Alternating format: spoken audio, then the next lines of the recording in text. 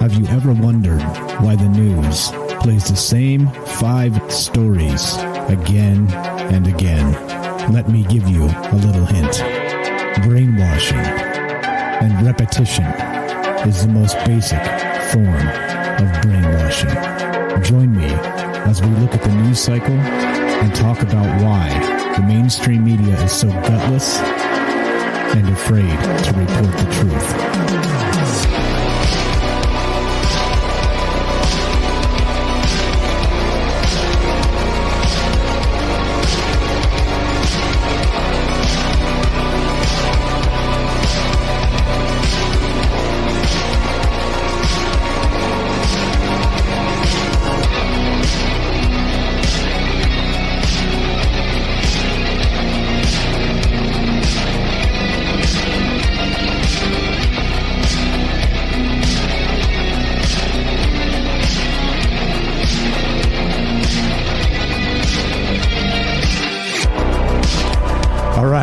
Welcome to Troubled Minds News. I'm your host, Michael Strange, and this is the show where the conspiracy is the news.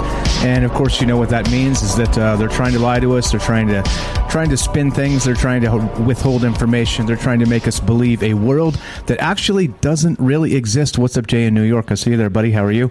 And that's really what this show's kind of about. It's not. Once again, I don't even believe in truth anymore. I think truth is a slippery fish, as I've always said, and that our objective reality is really not objective at all, because humans are incapable of perceiving the universe as an objective reality, in my opinion. And so basically the powers that be know this, and they're using their powers to the meaning their billions of dollars, the billionaires out there, which we're going to get to some billionaires today as we talk about the news, because there's some funny news about a particular billionaire. But the billionaires, basically the powers that be, the technocrats, you know who they are, the folks that have been lying, cheating, and stealing for a very long time, building, amassing huge amounts of wealth, getting away with let's say digital murder, not murder itself. Maybe some of them do, but actually pulling things out of pulling rabbits out of their hats that they shouldn't be doing. One unscrupulous thing after another builds you billions, doesn't it? And so that's really what this is about. It is in us paying attention to where these news cycles are, what the information is, what they're trying to make us believe, and I truly believe that therein is where you can derive a notion closer to the truth of what's going on, closer to the truth. See what I said? I don't believe there's a truth. That's why it's important to me to not be trying to tell you guys what I think the truth is, or really push a narrative super hard, because I don't know, so, and not only that, whatever I believe to be true now in 6 months may or may not be true, right? So there's all that. But anyway, so that's what this show's about. We started this show as a Troubled Minds radio, and we used to do a news segment on there, and it was basically it got larger and larger because there's so much to talk about. We, on Troubled Minds Radio, we do aliens, conspiracy, paranormal, and that stuff. But on this particular show, we had a news segment there that just got longer and longer and longer because there's so much compelling conspiracy type tinfoil hat style news out there that's just in your face, which is just shocking and surprising to me that people just don't get that the world is not as they're trying to tell us it is. And so that's what this show's about. What's up, guys? I see you in the chat. Thanks for showing up. That's what's up. So what we're going to do today is what we always do, is we're going to just go through some of the quick hit news stories of some of the stuff going on in the world. And as always, we're taking your phone calls. We do this live to include you, because that's part of the conversation, right? Like I always say, you can't have a conversation with one person. It's got to be with two, and at least two, and there you go. So if you want to be part of the show, we're going to put the phone number up, 702-957-1037, troubledminds.org. You can click the Discord link and join the show that way as well, and we'll put you on the show. 702 is a Las Vegas area code. That's where we're streaming from, of course, and we have troubledminds.org for the Discord, which is for, it's actually better quality than a telephone, which is amazing, right? Which is amazing. The world is changing. It's a changing place. And so that's what's up. So we're going to get right to the news, and we are taking your phone calls if you have thoughts on this stuff. So let's go. Let us do it. Let's get this out of the way. We don't need that currently. We need this. There we go. All right. So let's start with this. Now, the elephant in the room is that Facebook has been down for a large part of today, and I find that interesting and funny because, as many of you know, I loathe Facebook. I think they're one of the most garbage companies in the world. I think they're as unscrupulous as anybody. Mark Zuckerberg is a slime ball, and that's just the way it is, right? They once again, it's always the same thing, isn't it? It's always rules for thee, but not for me. That's what all the technocrats are all about, right? They want to make sure us plebs, us useless eaters, the unwashed masses, they want to make sure that this particular group of people, the people without power and influence, they want to make sure that it stays that way, okay? And they do it by limiting competition, of course, because if you can gain a movement on their platform, then they could just turn it off tomorrow. Click, shut up, Michael Strange. We don't want to hear this stuff because, well, you're making people believe a certain type of reality doesn't exist. And what that means is their reality, what they're trying to tell you. See, they're the ones trying to push a false narrative, and they're pissed off that people get in the way of it. I'm not trying to push a false narrative. I'm just saying, hey, guys, look, that is a false narrative. You see? There's a huge difference here. Anyway, let's listen to some of this. This is from YouTube, and this was shared in our Discord. If you haven't joined the Discord, you guys are missing out. Come say hi to the smart people that share all kinds of information. There was a good conversation in there this morning and this early afternoon, and it revolved around this. Let's see what CBS had to say about this morning. Back to one of our top stories now. A former Facebook employee who leaked thousands of documents to journalists is speaking out. She claims to have given the Securities and Exchange Commission thousands of pages of Facebook's internal research. She sat down with Scott Pelley in a new 60 Minutes interview to explain what she witnessed during her time at the company. You have your phone. You might see only 100 pieces of content if you sit and scroll off for 5 minutes. But Facebook has thousands of options it could show you. How Facebook is picking out that content today is it is optimizing for content that gets engagement or reaction. But its own research is showing that content that is hateful, that is divisive, that is polarizing, it's easier to inspire people to anger than it is to other emotions. Misinformation, angry content is enticing to people and keeps them on the platform. Yes. Facebook has realized that if they change the algorithm to be safer, people will spend less time on the site, they'll click on less ads, they'll make less money. No shit, right? We've been saying this for a very long time. Remember, I always talk about engagement algorithms. And what that means is they want to piss you off. Because if they piss you off, you type something. You want to type on the internet. You want to tell that person on the internet they're wrong. And that's the emotion they're going after. That's what Facebook has always been about. And they've been very good at covering it up. But if you pay attention, you don't have to be a whistleblower and work for Facebook or read their internal memos or any of the rest of that. You just have to pay attention. Pay attention to what's going on. And again, right, like I said, maybe many people don't know that they're actively censoring people in large amounts, and not only for political reasons, for just like a show like us where we're talking about aliens, conspiracy, and the paranormal. I mean, how is that dangerous to democracy, right? How is that dangerous to? I mean, I'm sure you could get some jerk make a case. But it's basically telling ghost stories on the internet, right? Like, how dangerous is that? It's adults getting together and kind of telling, like Einstein said that, that adults also need some sort of, fairy tales to jump around in our brain. Because if we don't have it, right, we turn into stiffs, robots, just, soulless individuals. We need a little bit of a tickle in our brain as well. But so point being is that all this Facebook stuff here is it's been happening. It's clear and obvious to anybody that pays attention. But there's so many people that see Facebook as a tool. They it's how they connect with their friends and all the rest of this. And that's how you do it, right? If you want a social media presence, just get on there and start fights with people. Just pick fights, and you'll get engagement, right? And that's the term. And once you're engaging, right, by pissing people off with division rhetoric, just like all the rest of the media and all that bullshit, like I always say, is it's all fake and upside down, and it's all concocted to make you hate me and to make me hate you, and that's what it's about, right? That's really what this is about. So I think it's funny that we have a Facebook whistleblower, and again, this is the craziest part about this. This is gonna come out. She's gonna talk about this stuff. She's gonna say all the terrible things that we already know. She's gonna confirm them, and then guess what? This is gonna go away. This was on 60 Minutes last night, and this story is gonna go away. Do you know why? Because Mark Zuckerberg has billions of dollars, because he can pay some of these news aggregators. He could pay all kinds of people off to just shut up, to just shut the hell up and not report fake news against Facebook. Anyway, let's listen to just a little bit more of this. We'll jump into the articles and keep talking about this. What's up, guys? I see you there.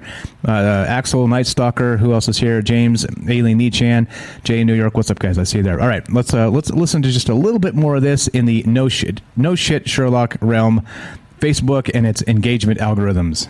For more on this, we want to bring in Axios media reporter Sarah Fisher. Really good to see you, Sarah. Facebook responded to this, saying in part, look, they are making improvements. They are trying to put a lid on misinformation. Why is the whistleblower coming forward now, do you think?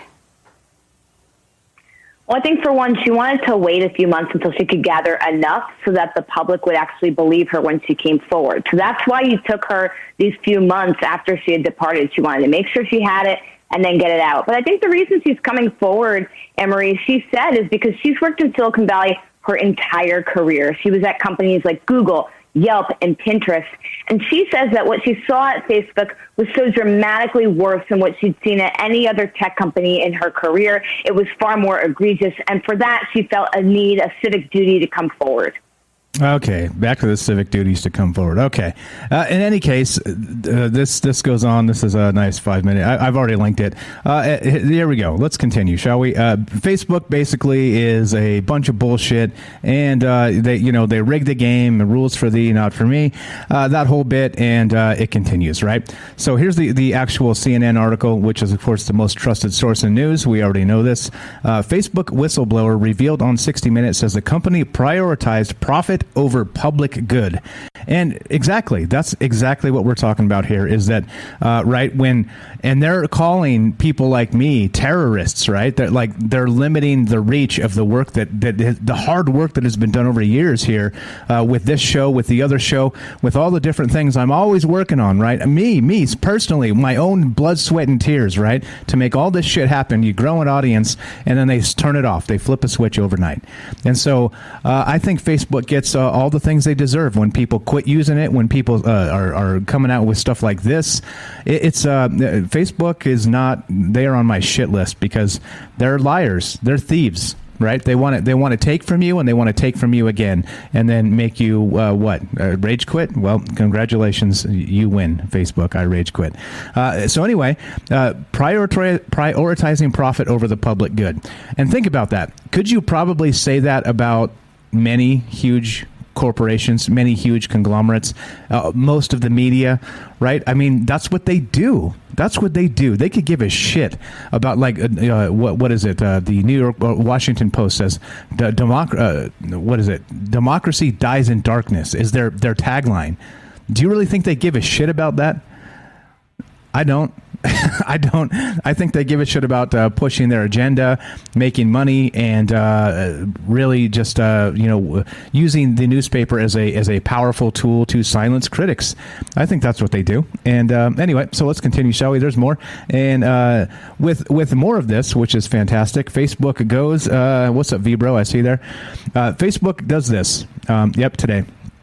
Facebook is back online after a massive outage that also took down Instagram, WhatsApp, Messenger, and Oculus. Yeah, that's right. That's right. All right.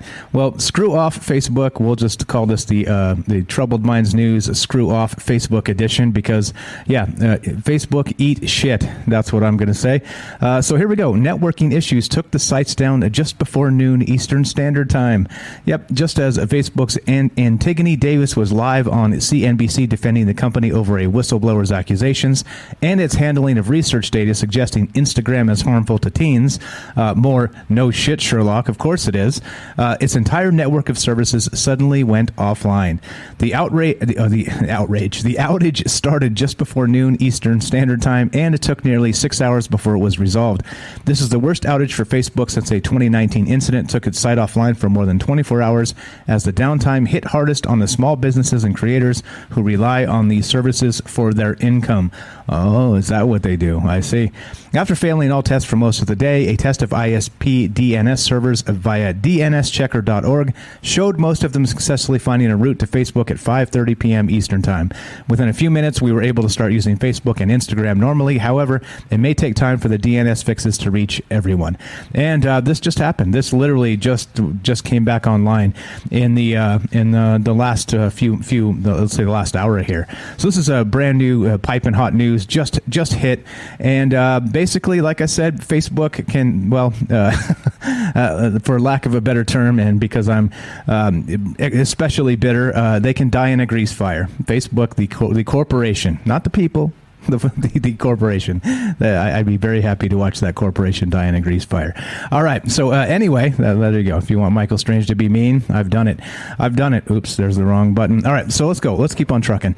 Actually, let's hear a word from our sponsor, which is you. Also, if you want to be part of the show, 702-957-1037. Click the Discord link at troubledminds.org.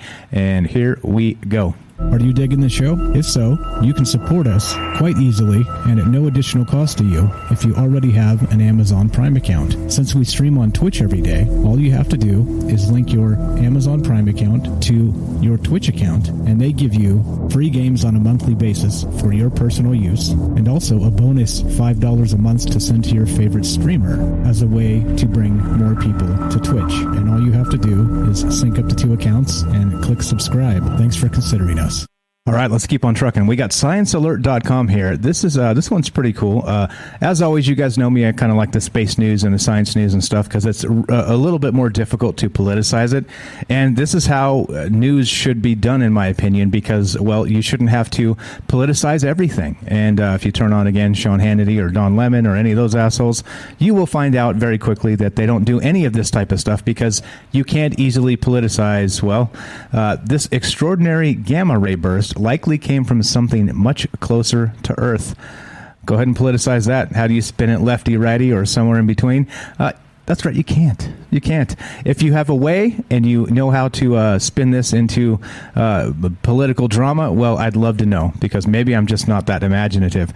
Anyway, so this is by Michelle Starr, October 4th, 2021, which, correct me if I'm wrong, is today. As you know me, I like piping hot news, and that's what we're doing. So here we go. One of the things is gauging distances that's difficult to do in space, especially for random transient flashes of light.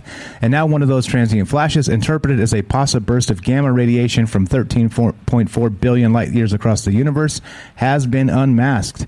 In 2 new separate papers, that's not what I meant. 2 new papers, separate teams of astronomers have found that the flash called GNZ11 flash is from something much closer to home.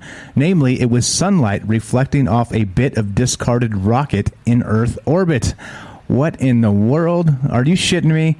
Think about that. Imagine if all the gamma ray bursts were junk floating around in our atmosphere or just outside of it. Get the shit out of here, people. And in one paper, a team led by astrophysicist Charles Steinhardt of the University of Copenhagen's Niels Bohr Institute in Denmark ruled it was more likely that the signal originated within the solar system. In the second paper, a team led by astronomer Michael Michalowski of the Adam Mickiewicz University in Poland traced it to a piece of space junk in the vicinity of the flash, the discarded Breeze M upper stage of a Russian Proton rocket. Yep. Meanwhile, the original team that reported GNZ11 flash and speculated that it may be a gamma ray burst, led by astronomer Linhua Jiang of the Kavil Institute for Astronomy and Astrophysics in China. I'm going to just stop reading the schools these people are from because they're all like 10 words long, and I can't pronounce any of the words, but has struck stuck by their conclusion that the signal came from much farther away. Quote, "This is a typical problem in astronomy. It's difficult to measure distances," Michalowski told Science Alert. "An object with a given recorded brightness may be a faint nearby object or a luminous distant object. In both cases, they would appear equally bright for us.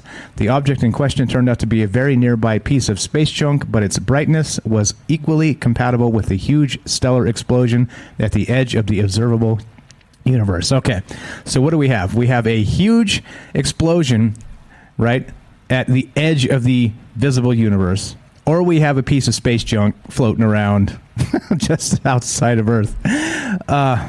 Right? You see the problem here. Those two things couldn't be farther realities apart. And, well, astronomers don't know which is which. Well, politicize that, I guess. Point being is that this is hot. This is cool. This is amazing. Imagine if it was one of those situations where, like I said, maybe not all, but many of the gamma ray bursts are from junk floating around the Earth. Yeah. Speaking of junk floating around the Earth, I shouldn't say that because Will Shatner is a fine fellow. William Shatner, age 90, is going to space on a Blue Origin spacecraft. So that's the junk I was referring to, the Blue Origin spacecraft, because, well, Jeff Bezos... I'll just stop there. William Shatner is boldly going where Jeff Bezos has gone before. Oh, so clever. On Monday, Bezos' commercial spaceflight venture Blue Origin announced that the Star Trek actor will fly to space on board the company's New Shepard spacecraft on October 12th. Joining him will be Audrey Powers, the company's vice president of mission and flight operations, along with crewmates Chris Boshuzian and Glenn DeVries. I said that poorly, probably. That's okay. At 90 years old, Shatner will be the oldest person to fly to space. Quote, "I have heard about space for a long time now," Shatner said in a news release. "I'm taking the opportunity to see it for myself." What a miracle. There it is. Shatner is best known for his run as Captain Kirk on the original Star Trek series, and he later played Sergeant T.J. Hooker in the eponymous series. Nowadays, he's become something of a living meme, due in part to his musical career in which he delivers theatrical spoken-word versions of popular songs, including Bob Dylan's Mr. Tambourine Man and Queen's Bohemian Rhapsody. Yeah, if you guys haven't heard that stuff, it's on YouTube, and it's hilarious. Yeah, I mean, this is cool, right? I mean, who else deserves to go? I think we should send Mark Hamill up there with him, right? Let's do, before, he's 90 years old, Bill Shatner here, and hopefully he, gives us many more years of healthy life, because Bill Shatner is a funny guy, and hopefully we get him up there with Mark Hamill or somebody from the Star Wars universe. Let's make real history that we care about, right? Who cares about Jeff Bezos going to space? That guy's an asshole. But anyway, I digress. The Washington Post, "Democracy dies in darkness." If you see the top right there, there it is, right there on top. You can't miss it. See that?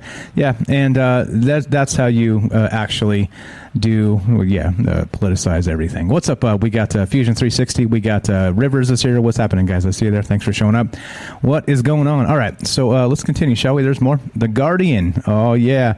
The Guardian. More fantastic journalism. One of my favorites. The less most trusted source of news. Here we go. Pandora Papers reveals South Dakota's role as a $367 billion tax haven. Well, I know where I'm moving to. South Dakota, as it were. Let's find out how they do this. Some trusts held in Midwestern state links to individuals or companies previously accused of misconduct overseas. So South Dakota is sheltering billions of dollars in wealth, some linked to individuals and companies accused of financial crimes or serious wrongdoing, according to documents in the Pandora Papers. Isn't it nice how, like, every year or couple years we have one of these leaks where it's like, oh, look, all these like dirty, like lying, cheating, criminal assholes are just dodging taxes like crazy, and nobody really gives a shit. It comes and goes from the news cycles, and nobody really gives a damn, except for us, because we're getting destroyed in taxes, the little guys, right? But then this is what's happening here, is that, what's happening here? The file suggests a U.S. Midwestern state now rivals Switzerland, Panama, the Cayman Islands, and other famous tax havens as a premier venue for the international rich seeking to protect their assets from local taxes or the authorities. Yeah, cool, right? Wealthy foreign individuals and their families are moving millions of dollars to South Dakota trust funds, which enjoy some of the world's most powerful legal protections from taxes, creditors, and prying eyes. The U.S. has previously faced international criticism over the ease with which shell companies, which can be used to perpetrate tax fraud and financial crimes, can be incorporated in the state of Delaware. All right, so, well, I don't know. Don't get me started on taxes. You know how I get tears, just big booger tears. I'm not going to do that. But remember, so we had this is the Pandora Papers, which is a recent leak of all the rest of this stuff about, the dark money flowing around the world and, bottled up in tax havens all over the place, right? This is the type of stuff that's going on in the real world. And like I always say, what is a subjective reality? This is your real world, people. This is the real world that they don't want you to know about because, well, they want you and me to pay our taxes and be afeared of the law.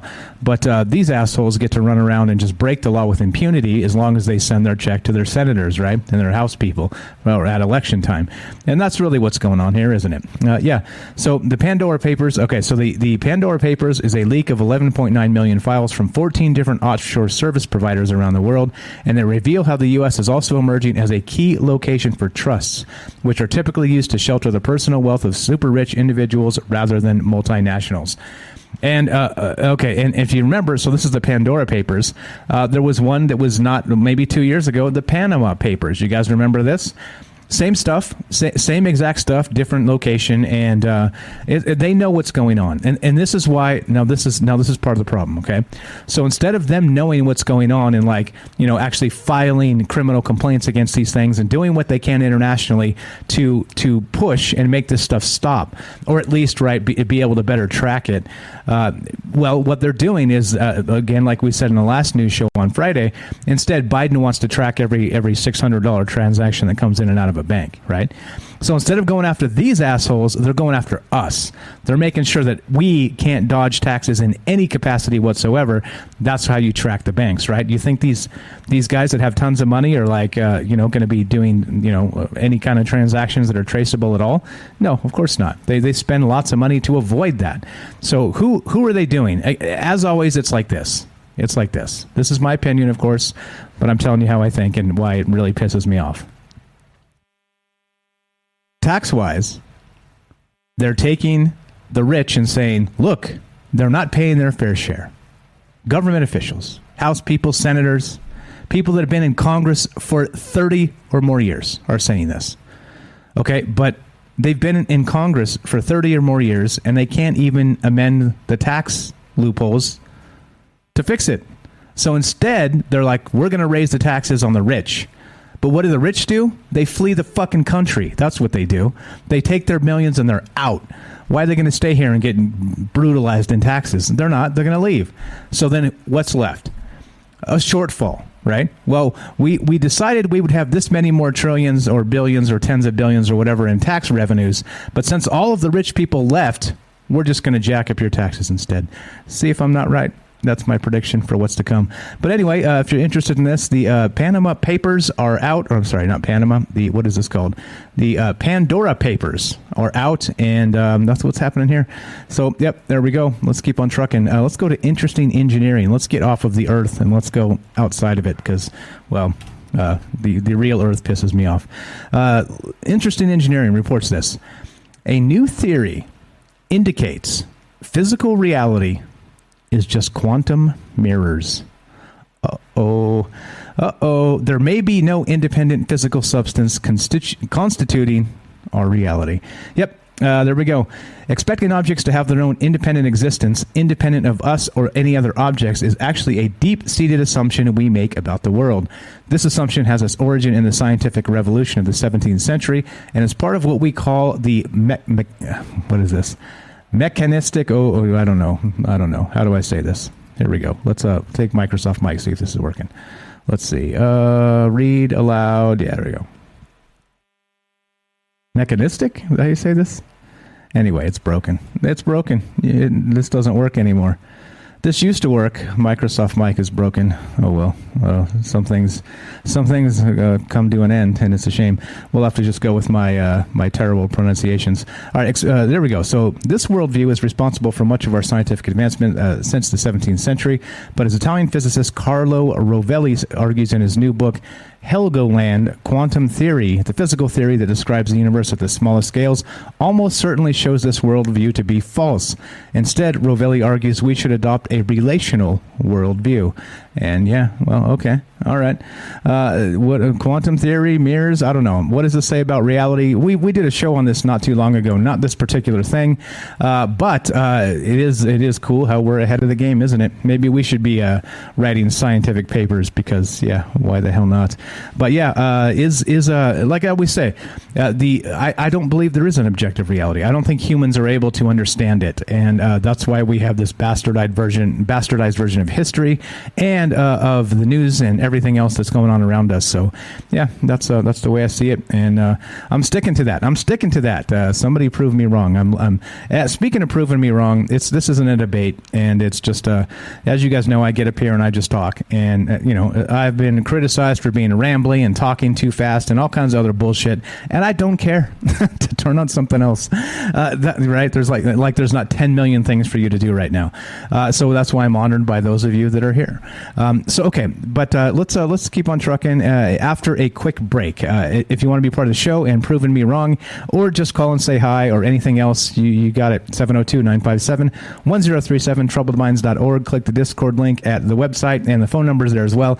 And by the way, that phone number is persistent. So if you're listening to one of these shows, you're time traveling for listening to this moment 2 days from now, and you have a thought on something, call, leave a voicemail, and I'll start playing these things on the air. So just clearly don't leave your phone number on there. It will show up on the call screening thing, so I'll have it if I need to call you back.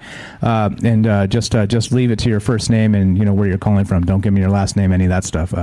But yeah, do call and leave us a voicemail, and we'll play that stuff on the show. 702-957-1037, troubledminds.org. See, I do talk fast and I do ramble. Proof is in the pudding. But we're going to take a quick break. This is Troubled Minds News. I'm your host, Michael Strange. We will be right back. All right, welcome back to Troubled Minds News. Let's keep on trucking, shall we? Vice.com reports this. Oh, Vice. Vice is one of those great. What's Vice? Vice is one of the most trusted source in news, right? Like CNN, kind of in that vein, which means actually they're full of shit. But this is pretty awesome. Company that routes billions of text messages quietly says it was hacked. Let's quietly say this. Ever so quietly. We don't want everybody to know that everything's been hacked, because that's not the world we live in. You know what I'm saying? Everything's been hacked. Yep, that's right. A company that is a critical part of the global telecommunications infrastructure used by AT&T, T-Mobile, Verizon, and several others around the world, such as Vodafone and China Mobile, quietly disclosed that hackers, get this, were inside its systems for years, impacting more than 200 of its clients and potentially millions of cell phone users worldwide. I'm going to read that part again. Hackers were inside its systems for years. For years. Yeah. Years. This is what I'm saying. There's this, right? There's this entire industry, right, that's built on cybersecurity. All right. Well, I'm sorry to say, it's kind of like it's voodoo. All right. It's kind of like medical billing. It's voodoo, right? They're like, well, how much can we throw numbers in the air and say we're going to charge $220,000 for this simple surgery, when that simple surgery, clearly can't even cost that amount of money. That's astronomically absurd. But if they say that, they're justifying the high cost of healthcare, right? Wink, wink. Well, very similar in this case. I lost my train of thought because I talked about healthcare. But okay. Point being, back to cybersecurity. Same thing, right? They have this whole industry. Cybersecurity is like, we're just keeping the hackers out. We're keeping the hackers out. We're keeping the hackers out. It's our whole job. 9 to 5, 40 hours a week. We keep the hackers out. Cybersecurity, right? We stay up on top of everything by updating the software. We update the firmware. We keep the hackers out. But the hackers have been in for years. years to one of the largest companies in the world, billions of text messages. And anyway, the company, Cineverse, revealed in a filing dated September 27th with the U.S. Securities and Exchange Commission that an unknown individual or organization gained unauthorized access to databases within its network on several occasions, and that login information allowing access to or from its electronic data transfer (EDT) environment was compromised for approximately 235 of its customers. Do you buy that? Now, this is what I'm saying. This is the craziest part about this. Every time this happens, they always minimize it. They say, oh, well, the hackers were in for like 6 or 8 months. And the issue is, the good news is the hackers weren't actually able to access social security numbers and bank account numbers because we have that, separate. That's actually secure. So that the hackers weren't actually able to get into that. They were just able to get, your name and your address, right? This is the type of shit they always say. This is like these are the PR firms that come out and represent these assholes, and they're like, oh yeah, they got this but not that. They've been in there for years. Okay, so clearly they're data mining something that's valuable, and you think they want your pet's name? You think that's the valuable stuff they're after? Of fucking course not. Come on, people. All right. Anyway, a former Cineverse employee who worked at the EDT systems told Motherboard that those systems have information on all types of call records. Cineverse repeatedly declined to answer specific questions from Motherboard about the scale of the breach and what specific data was affected. But according to a person who works at a telephone carrier, whoever hacked Cineverse could have had access to metadata such as length and cost, caller and receiver's numbers, the location of the parties in the call, as well as the content of SMS text messages, which is basically everything. But then look at the statement. They said that an individual or organization gained unauthorized access to databases within its network on several occasions, and that login information allowing access to or from its EDT environment was compromised for approximately 235 of its customers. Now, 235 customers means what? What does it mean? It means Verizon, AT&T, right? It means T-Mobile. It means all of the largest telecoms in the world. Think about that. 235 of its customers. How many billions of people you think are affected by this? Anyway, blah, blah, blah, blah, blah, blah. I hate to say I told you so, but I told you so. There's no such thing as cybersecurity. It's voodoo. And, we may as well just have everything open. You want access? Here's the access. Yeah. All right, let's continue. What's up? Night Stalker says, yeah, we can't hack any important secrets from the elites, but here's every single single celebrity's private nude photos. Exactly. And that's the world we live in. That's exactly the world we live in. We can't find the assholes that are hiding their money offshore, but here you go. Here's nude pics of J-Law, right? Good. Go after it, guys. Again, right? Think. And again, not only that, remember the Bitcoin stuff where the FBI just took that Bitcoin back on that pipeline ransom where they paid $4 million in Bitcoin. And Bitcoin's supposed to be like Western Union. You send it, it doesn't come back, right? But somehow the FBI had a refund button and they sent it. They sent the $4 billion ransom for the pipeline. 4 million, I'm sorry, not billion. And then they were able to get it refunded. How? How does that work? How does that work? Yeah. Anyway, let's go to phys.org. This is Mars' surface shaped by fast and furious floods from overflowing craters. Uh-oh, here we go. More water on Mars.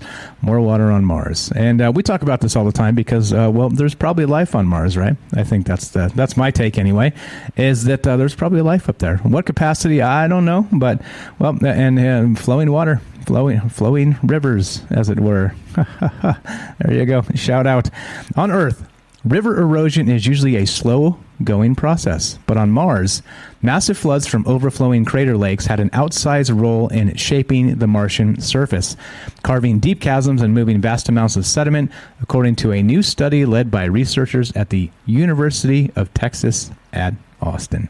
The study, published September 29th in Nature, found that the floods, which probably lasted mere weeks, eroded more than enough sediment to completely fill Lake Superior and Lake Ontario. If we think about how sediment was being moved across the landscape on ancient Mars, Lake breach floods were a really important process globally, said lead author Tim Gouge, an assistant professor at the UT Jackson School of Geosciences. And this is a bit of a surprising result because they've been thought of as one-off anomalies for so long. Crater lakes were common on Mars billions of years ago when the red planet had liquid water on its surface. Some craters could hold a small sea's worth of water, but when the water became too much to hold, it would breach the edge of the crater, causing catastrophic flooding that carved river valleys in its wake. A 2019 study led by Gouge determined that these events happened rapidly. Remote sensing images taken by satellites orbiting Mars have allowed scientists to study the remains of breached Martian crater lakes. However, crater lakes and their river valleys have mostly been studied on an individual basis, Gouge said. This is the first study to investigate how the 262 breached lakes across the red planet shaped the Martian surface as a whole. Yeah, and there you go. I think that's a pretty fantastic look at the dealio there. Rivers says David Bowie said so. So, yeah, Mars Rivers. That's a new name. Mars Rivers Fox. What's up? Gibby says definitely life on Mars. I agree. I think that science is dragging its feet trying to say this, but they've been hinting it for quite a long time, haven't they? The methane on Mars and all the rest of this stuff. It sure hints at some life going on up there. But anyway, I digress. And yeah, new nickname. It's Mars Rivers Fox. There it is. All right, so let's keep on trucking, because if you're going to have rivers anywhere that's amazing, it may as well be Mars, right? May as well be Mars. All right, you want to talk about ridiculous stuff? Yeah, Ash is there. Yeah, Ash will send us a what do you call it? A communication from Mars, and we'll find out. We'll actually find out if these scientists are right on. We'll just ask Ash. All right, this is from Axios.com, which is another trash website. These guys are just over and over again just full of crap. Just FYI, but you guys knew this. Now, Axios says this. Now, this is hilarious. Think about this. Think about the ridiculousness of this, guys. The coin that could avert a federal debt default. And this is what they're talking about. This is like the things that are happening in the political world. And now you tell me how amazing this sounds. An increasingly vocal chorus of commentators is saying that the U.S. Treasury should #mint the coin, which means issue a small platinum token, give it a face value of $1 trillion, and deposit it at the Federal Reserve. You catch that? Take one little coin, say it's worth $1 trillion, and then deposit it at the Federal Reserve, right? How would this fix anything, you ask? Well, these stupid people think it will. Why it matters. The gambit, if successful, would prevent the potentially catastrophic debt default that, thanks to congressional transients on both sides of the aisle, is looming fast. The big picture is this. When a U.S. Treasury Secretary is tasked with averting a fast-looming potential cataclysm, she has to consider all possible options, even those that seem bizarre at first light. The Treasury has reportedly considered and rejected the platinum coin idea, but then again, Treasury Secretary Robert Rubin said in 1995 that using the Exchange Stabilization Fund to bail out Mexico would be impossible. He ended up doing exactly that just a few weeks later. How it works. The Fed, once given this $1 trillion coin, would credit Treasury's account with $1 trillion that would not count towards the national debt. Oh, I see. So we're going to make this phony-ass coin, we're going to cook the books, and then we're going to say, well, now, get the fuck out of here, people. Are you kidding me? How is this going to change a damn thing? You know what's going to happen? Somebody's going to lift that coin. Somebody's going to steal that coin, and, they're going to try and cash it in a casino or some shit. Watch. How it works. Yeah, okay. The scheme looks legally feasible, though it would surely be challenged in the courts. Politically, however, it looks like a non-starter. Okay, well, that's good. The Democratic Party is capable of raising the debt ceiling through the reconciliation process, but refuses to do so for political reasons. They want Republicans to grapple with the fiscal reality of the bills they've already passed. Blah, blah, blah. More partisan bullshit, $1 trillion coin, and this is how they're going to fix things, right? They're going to fix this shit with a stupid... these are the type of ideas, instead of actually fixing things that are broken in this world, like the tax structure that is grotesquely unfair for working people, or how about this? How about the healthcare system where they have voodoo billing? Like I said, those are the two things that piss me off the most. Those are the two things that need to be fixed incredibly fast. And these idiots are like, oh, I know, let's mint $1 trillion coin. That'll change things. Get out of here. Get out of here. You people are dumb. The political people, not you people listening. The political people. Oops. I should have actually included this with the other Pandora Papers bit. Actually, hold on. Let's do this. I think there's one here. Hold on. Where is it? Where did I get the Putin one? No. Okay, we're going to go with this. This is from CNN.com. This is more about that Pandora Papers bit. And here we go. So 5 takeaways from the Pandora Papers, right? So they have dirt on basically the elite, like rich and powerful people all over the damn world in these papers, right? So here we go. Jordanian King Abdullah II purchased 14 homes worth more than $106 million in the UK and United States through front companies registered in tax havens. The properties include apartments central in London and Washington, D.C., according to the group. Let's skip to the next one. Kenyan President Uhuru Kenyatta. According to the ICIJ, Kenyan President Uhuru Kenyatta's family has been accumulating a fortune in offshore tax havens for decades. The Pandora Papers show the family owned at least 7 entities based in the British Virgin Islands and Panama, 2 well-known tax havens, the ICIJ said. Yeah, no shit, right? This is exactly the world we live in, guys. This continues. Czech Prime Minister Andrej Babis. The ICIJ report claims the populist Prime Minister of the Czech Republic secretly moved $22 million through offshore companies to purchase an estate on the French Riviera in 2009 before he entered politics. Because, of course, that would be politically, bad, right? If you had all this rich stuff all over the place, or a place in the French Riviera and all this other shit, they'd be like, he's not a populist dude. This guy's an asshole. He's another elite asshole moving money around secretly through these back channels, right? Yeah, well, again, welcome to the real world. Ex-British Prime Minister Tony Blair. Oh, right. Former UK Prime Minister Tony Blair and his wife, Cherie Blair, avoided paying £312 or $423,000 in stamp duty, a tax on property purchases, when they bought a townhouse in London, the BBC reported. The building now houses Cherie Blair's law firm. $423,000 in taxes, guys. $423,000. And they just went, meh. They dodged it. Yep. Okay. There you go. There's 5 takeaways and very notable, powerful people all over the world. And yeah, exactly. A very polite list. Exactly. There's going to be a ton more people there that are, anyway, so we're going to take a quick.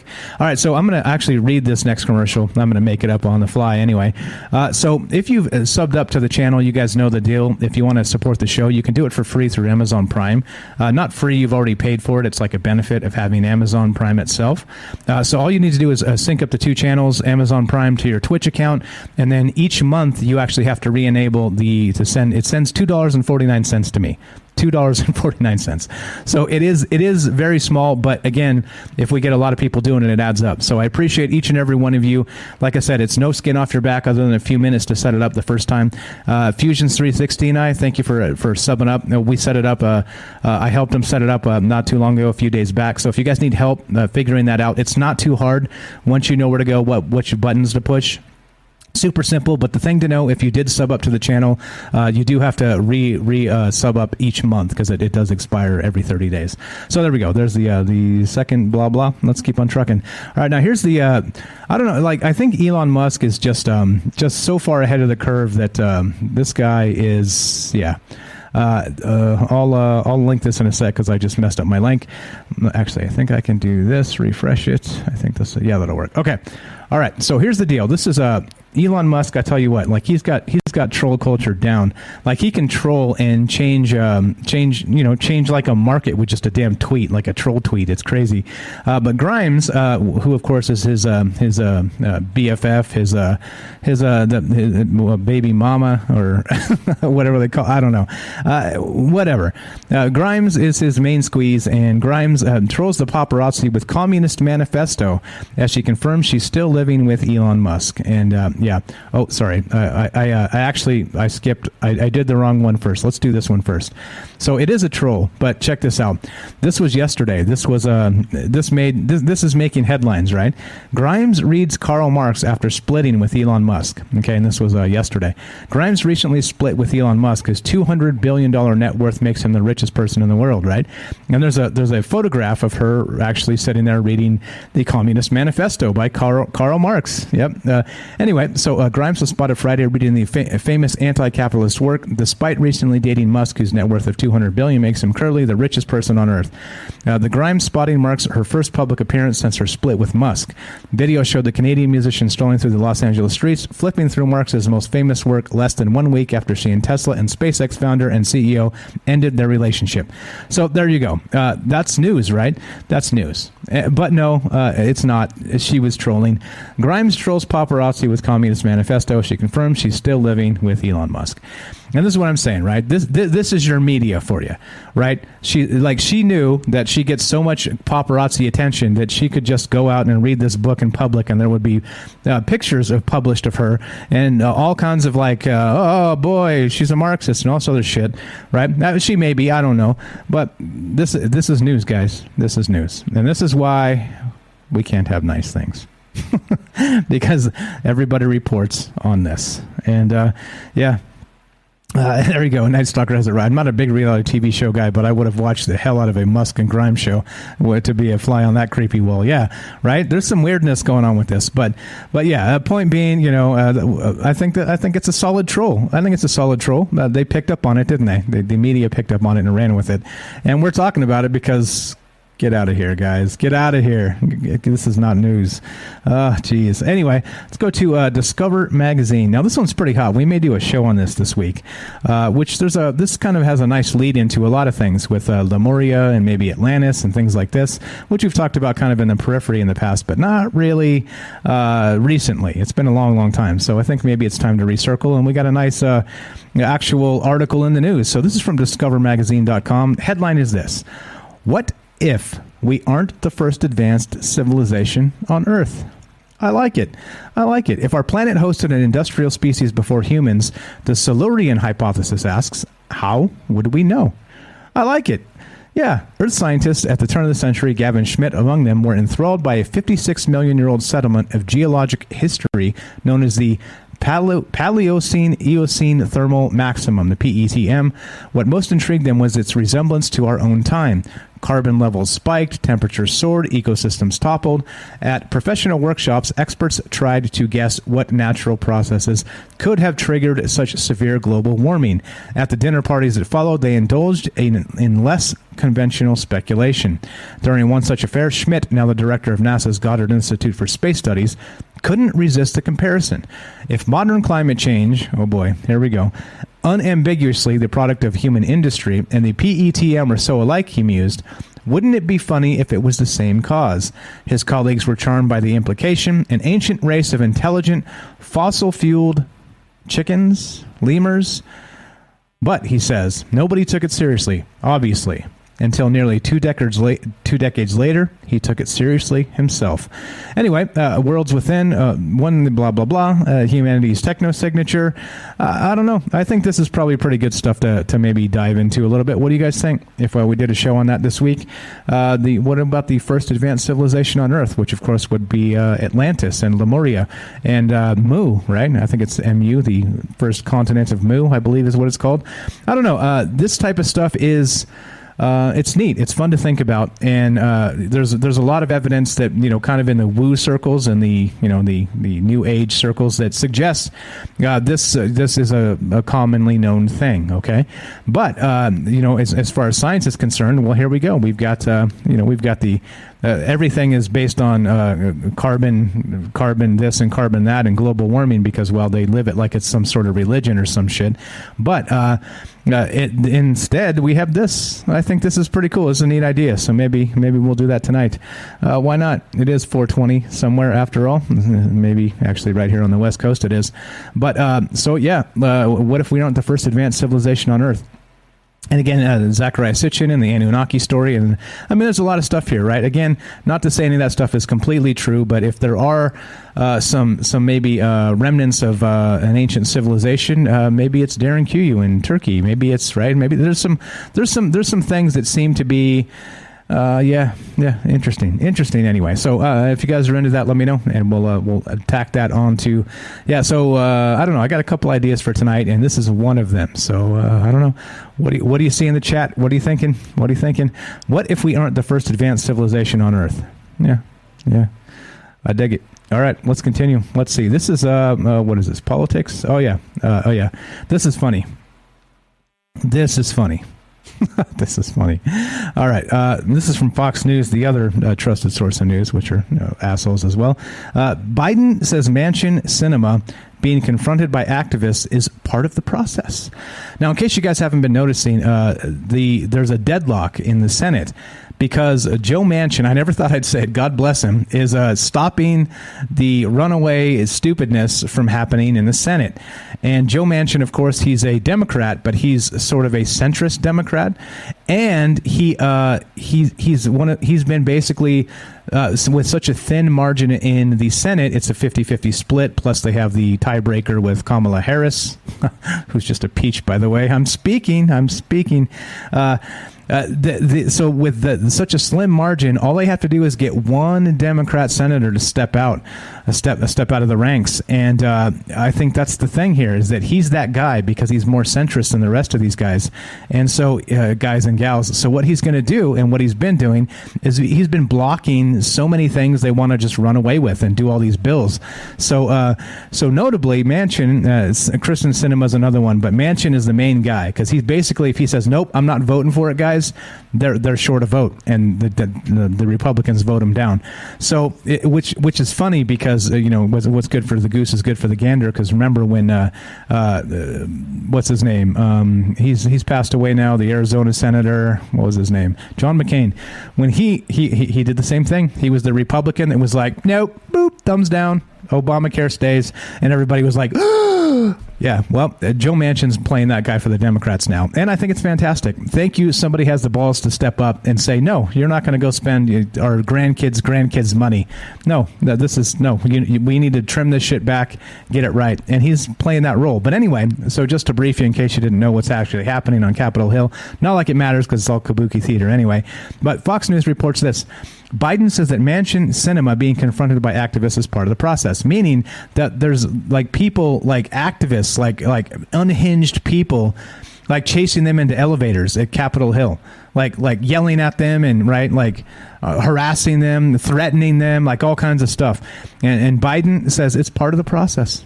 All right, if it's part of the process, Biden, get your ass out there and let people run up on you. And let's see if it's part of the process, right?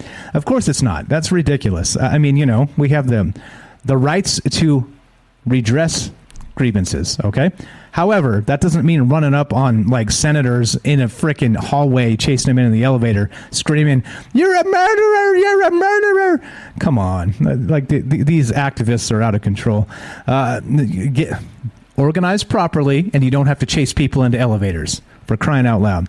Anyway, President Biden responded to the confrontations Democratic Senators Joe Manchin and Kristen Sinema have faced in recent days amid their track record of support for critical items in his agenda, saying he doesn't think the tactics used against them are appropriate, but said it's part of the process. Oh, get owned. Yep. So I'd love to have Joe Biden line up and get chased down the hallway and into the elevator, because that would be hilarious to see. Part of the process, bro. Part of the process. Here's another one. This is creepy as hell. Creepy as hell. Mars Rivers Fox. I had a dream a while back. Biden was chasing me with a gun. He managed to run. Running, gun, Biden. Hey, man. What did he say? Come on, man. Yeah. Did he try and sniff your hair? Just asking for a friend. BBC.com. Here we go. This one's pretty wild as well. Maybe we'll do one on this. This is pretty cool. I'd never heard of this. From BBC Future. The people who claim to hear the Northern Lights. Yeah.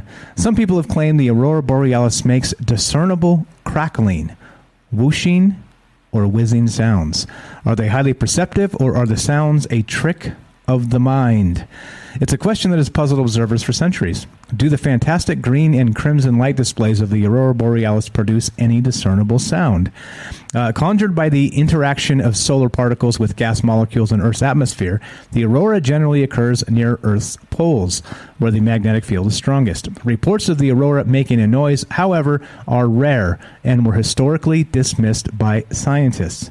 But a Finnish study from 2016 claimed to have finally confirmed that the Northern Lights really do produce sound audible to the human ear. One of the researchers involved in the study captured a sound possibly made by the captivating lights that was estimated to have originated 70 meters or 230 feet above the ground. Still, the mechanism behind the sound remains somewhat mysterious, as are the conditions that must be met for the sound to be heard. My recent research takes a look over historic reports of auroral sound to understand the methods of investigating this elusive phenomenon and the process of establishing whether reported sounds were objective, illusory, or imaginary. And this is from an individual named Fiona Amory, published today. Brand spanking new. This is pretty cool. Let's see. Is there actually captured a sound? Let's click this. Oh yeah, cool. There's supposedly a sound here. Clap sounds during the Northern Lights. Sound source 70 meters above ground level. Let's listen to this. Because why not? Why the hell not? Here we go. Listen carefully.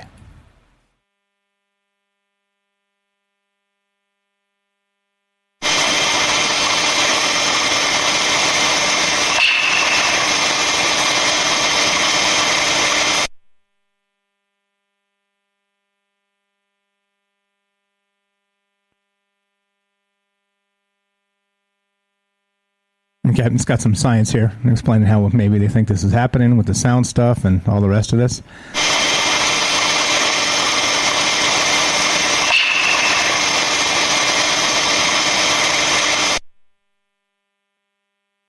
The 8-second video is extracted from a set of test recordings that have been collected within the Auroral Acoustics Project 2002 to 2012.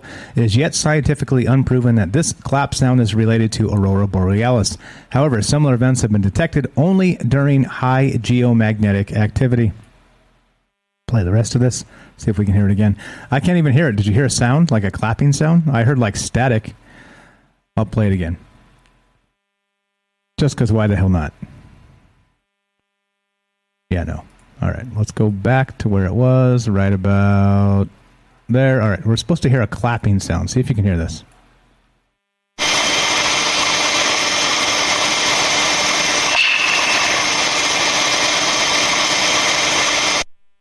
Okay, yeah, there was something there. Anyway, I don't know. Here's the link if you guys want to put headphones on and do the thing. Yeah, just one clap. James heard it. I had to go back and listen 3 times, but I heard it now. There is something there. There's something like that. So I don't know, but it's a little bit louder. Sounds like two pieces of wood kind of clapping together. Anyway, so that's what's up. That's what's going on. I don't know. This is weird, and I think it's cool. I think it's worth thinking about, worth talking about, as you know, which maybe we'll revisit this and incorporate it into some Troubled Minds stuff this week. So as you guys know, the deal is this. We do Troubled Minds Monday, Tuesday, Wednesday, Thursday, 7 p.m. Pacific, and we do this show Monday and Friday, this Troubled Minds news show Monday and Friday at 3 p.m. exclusively on Twitch, and then it gets cut to YouTube and the podcast feed the very next day. So a couple ways, again, if you want to support the show, again, you can do it here on Twitch, and it's no additional cost. If you actually have Amazon Prime, you can link up the accounts, all that stuff we've talked about. If you want to listen to our archives, we get paid. They send me money. All right, it's not a lot, it's pennies. But if everybody, when you listen to an archive, if you don't listen on YouTube, if you listen on Twitch to this archive, it does send me pennies as well, because they play ads in them. But so if you want to listen back to an archive and you want to help the show, and it doesn't make a difference to you where do you listen to the podcast feed, because I get pennies for if you listen. Listen to this on Twitch. I get pennies for the ads they play. Or listen to Rockfin. I get pennies in crypto if you listen there. So those are the 3 places if you want to help support the show and you're just listening anyway. Just listen on those 3 platforms. I know YouTube's probably more convenient. It's probably a better interface and all the rest of that. But I don't get paid a penny from YouTube. So those are the 3 ways. Right here on Twitch, probably the best way is the podcast feed if you're choosing. And Rockfin's also good because if you watch over there, it's built on the blockchain. And as you get views accumulating, they actually pay out pennies in crypto. So that's what I'm saying. There are ways to actually support the show without actually coming out of your own pocket. If you're going to be listening anyway, please select one of those 3 platforms and listen there. In order, podcast feed, Rockfin, and then Twitch in that order. And like I said, it helps a lot. If all of us do it and kind of do one particular thing, it boosts it. And then, like I said, the sooner we get to a place where it's kind of cutting out a lot of the time I have to spend doing real life, real world stuff, yeah, Spotify, Fusion 360, Spotify counts as the podcast feed. So Spotify, so the podcast feed includes anything like Apple, iTunes, Spotify, Stitcher, Spreaker, any of those, like Google Podcasts, any of that stuff. So if you're listening on the podcast feed, I do get paid about 3 pennies or something like that per episode. So it is pennies, but like I said, if many people do it, then it does add up. So there you go. I get absolutely nothing from YouTube, not a penny, because we've been demonetized from day one. So no. So like I'm saying, if it's all the same to you guys, it does make a difference to me, and not just the resources and budget we have for the show, but the amount of time I'm able to spend doing more stuff like this. So I'd like to do a news show 5 days a week. I just don't have the time, right? Or maybe split it and do some other stuff, some other interesting things. So if you guys help with those simple little things and just pick it in that order and watch your archives there, it will help a lot with growing the budget for Troubled Minds. Okay, so just FYI, that's what's going on. Want to spread the word on that, and thank you again, everybody out there. Thank you so much for listening. Thanks for spreading the word. Thanks for caring. There's just so much hate out there on Twitter and everywhere else. It's just, all the social media, like we were saying, the engagement algorithms. These dickheads are just out there like starting fights, and they're like, oh, look, I'm so good at social media. No, bro, you're just a dick. You're just a dick. That's what it is. Congratulations, dick. Right? I mean, come on. Anyway, I'll get off the soapbox. You guys are the best. Thank you again for hanging out with us. Thanks for being here. Like I said, I will have a list. I keep saying this and I keep failing. I will have a list of folks that have subbed up to the show, which I will read. And here's the thing, too. This weekend, I'm aiming for Sunday. We're going to have a bonus show for the folks who have subbed up to the channel as well. And you guys know how that works. We'll probably do that exclusively on Rockfin. And there you go. So there it is. What's up, Fusion 360 says, I love listening to you at work. Helps my day go by. Fantastic. Thank you for listening. Like I said, spread the word. Share the love that there's a way to look at the news out there without I was kind of a cynical bastard today, but it happens. It happens to the best of us, doesn't it? I try my best not to be like that all the time, but okay. Anyway, so let's rock this and let's get the hell out of here. We got a show coming up in about 2.5 hours, so I got to get to it. Thanks again for hanging out, guys. This is Troubled Minds News. I'm your host, Michael Strange. We'll be back with this particular show, Troubled Minds News, on Friday, 3 p.m. Pacific, but tonight, Monday, Tuesday, Wednesday, and Thursday at 7 p.m. Pacific, we have Troubled Minds Radio coming to a show near you, a platform near you, which would be Fringe, YouTube, that would be Twitter, that would be DLive, that would be, what did I miss? I can't remember. YouTube. Did I say YouTube? Anyway, you guys know where they're at, troubledminds.org. All the platforms are there, and you can follow us there. And there you go. That's what's up. So if you want to be part of that, so you know where to find us. Spread the word. Thanks again for listening. Like I said, I'm honored that you're here because you could be doing so many other things, but you're not. You're here with us, with me, together, and I appreciate that quite a lot. Thank you for listening. Thanks for being part of this, and thank you for listening on those particular platforms that do send me a few cents. A few cents adds up, and it it's paid for the phone line. That's a victory. We've been in the red for 3 years paying for the phone line. It's like $250 a month for the phone line. So, right, we're in the black. It's actually paying for the phone line now, which is amazing. So that's what I mean. It does make a very big difference to me because it's obviously out of pocket and all the rest of that for a long time now. So thank you again for hanging out. Thanks for being here. We'll see you tonight at 7 p.m. Pacific. Have a fantastic afternoon, guys. See you in about 2.5 hours.